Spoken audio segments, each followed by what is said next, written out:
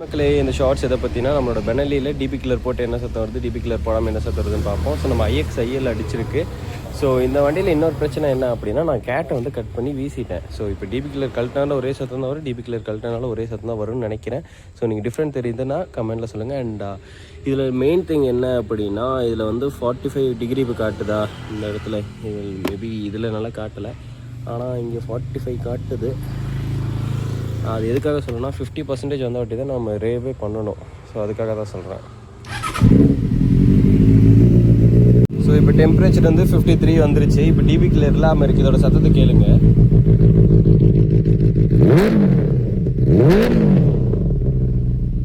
So இப்போ DP killer போட்டு பார்க்கலாம். ஸோ இப்போ நம்ம டிபி கில்லர் போட்டாச்சு. இதில் எப்படி இருக்குன்னு பார்ப்போம். இப்போ அந்த பேஸ் நாய்ஸ் வந்து கம்மியாக இருக்கும், ஆனாலும் அந்த லவுட்னஸ் வருது. எதனாலனா நான் வந்து இந்த இடத்துல கட் பண்ணிட்டேன், கேட்டை கட் பண்ணி உள்ளே இருக்கிறத உடச்சி எடுத்தனால இந்த சத்தம் வருது.